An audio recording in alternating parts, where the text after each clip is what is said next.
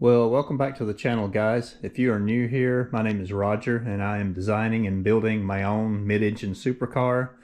This is the current state of the car. You can see I have it up on blocks so I can get underneath and do some work underneath. I'll explain what we're doing under there in just a minute. In last week's video we were making the little winglets here for the side and the air intake openings. And I finished the winglets. They're glued together and they are bolted to the car, and they turned out to be pretty nice. Had to do a little body work here where the panels meet, and they're bolted in solid, which ties that quarter panel and this door area here to the frame. Pretty solid and rigid. Now, this winglet does flex just slightly if you put quite a bit of pressure on it, but it is very solid and rigid, and I was happy with the outcome of that. And I have the air intake here mounted. It has two PIM studs attaching it to the body of the car, and then two PIM studs attaching it here to the outer skin of the quarter panel. So it is bolted on solid, and I've started sanding, working that in, blending it in, and it's looking pretty good. Needs a little bit more sanding to get this gap perfectly consistent. It's not too bad. It's probably touching just a little bit right here and leaving a little bit of a gap there, but that just needs a little bit more sanding. And I need to work on this corner here. I'm not happy with the way this corner looks, but I'll come up with something there to blend that in, make it a little bit cleaner. I've also cut this piece here of mesh, wire mesh, for the air intake, and it's just sitting in there. It needs to be pulled forward and touching that air inlet piece, but it's kind of sagging back a little bit. I believe this gives you an idea of kind of what it looks like. And we're showing this piece in the thumbnail. Just curious what you guys think about that. Does this look like it's a good fit to go here for air inlet, or would something closer to this aluminum piece here we cut out, would it look better in that opening? Just trying to get some opinions on that. I can custom cut something to fit in there that has this same pattern on it, or use this. I kind of like the look of this also, but the goal here is to block as little air as possible so they have the most airflow going through there as possible. And if I use this mesh here, I will also use the same thing up on the front of the cars for air going into the radiators and into the AC condensers here, so all of that matches everywhere air is going into the car somewhere. We can use that same wire mesh to have the same look. And there may also be an opening here behind the front tire and the fender.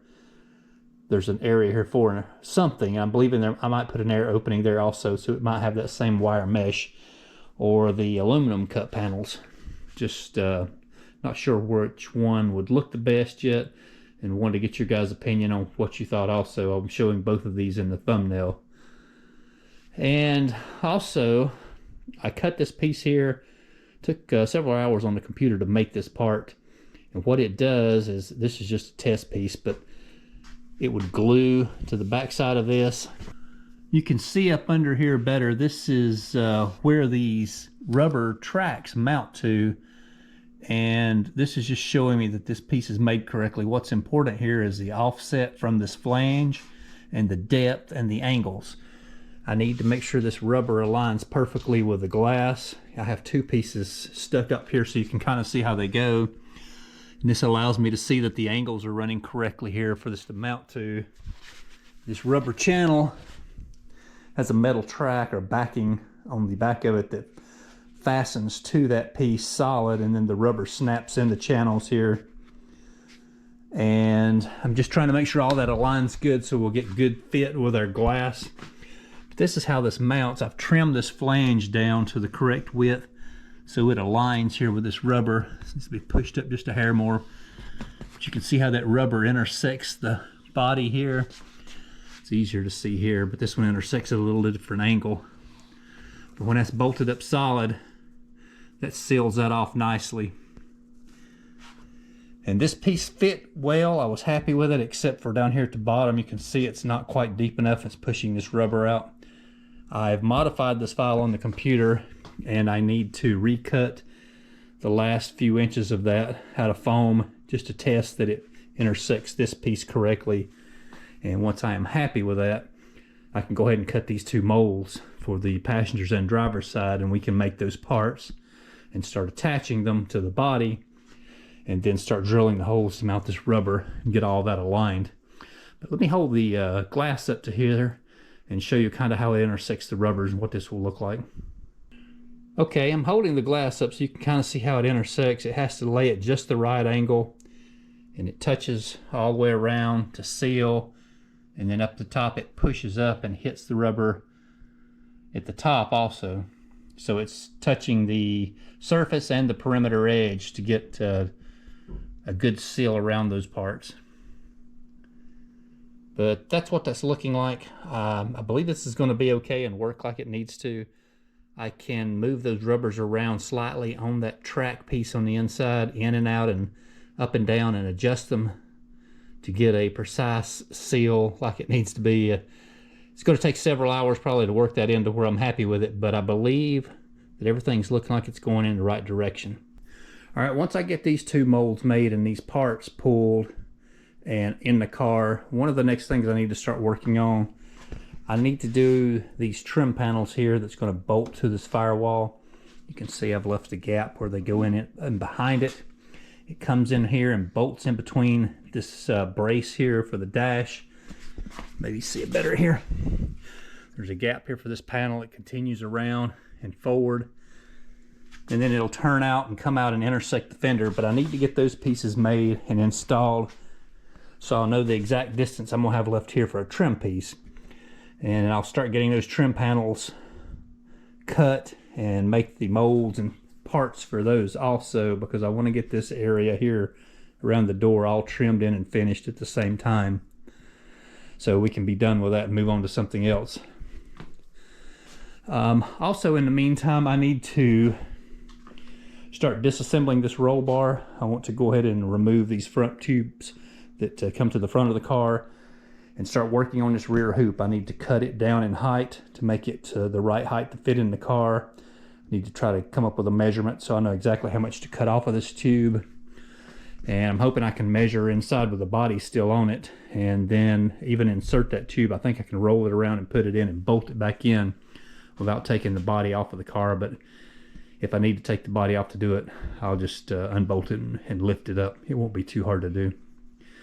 Trying to get all those things finished. The reason I need this rear roll bar hoop in the car is I need to get the attach point where the roof attaches to that bar finished.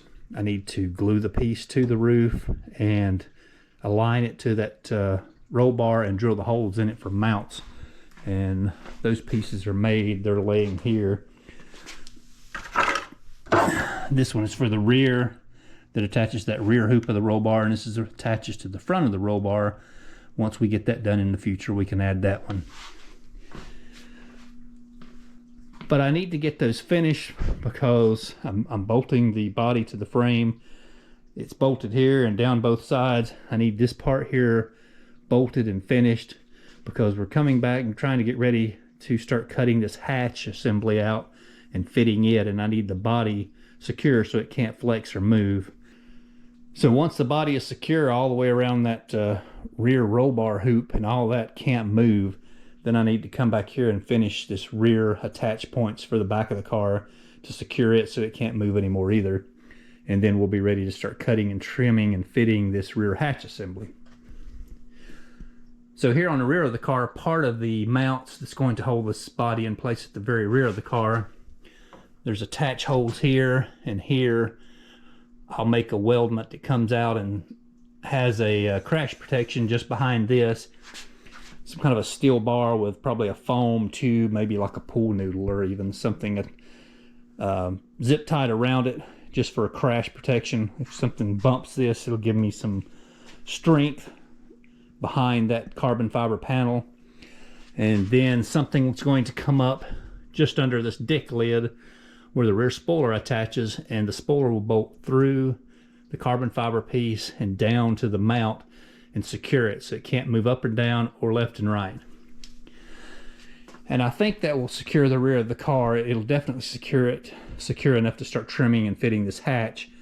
The only thing left is I may need something to tie these rear corners of the rear fascia in to keep them from flexing in and out. But I'll have to see once all these other mounts are finished, see how much this corner flexes. But I guess that's about it for the updates for this week. And let me know what you guys think about the material to use for the air inlets. Use this a wire mesh or custom cut something out of aluminum to match what's on the rear of the car. I'd like to know what you guys think about that. I have mixed feelings. I like both, but kind of leaning towards just black wire mesh like I have in here currently. But let me know what you guys think in the comments, and I guess I'll see you guys again in a few weeks.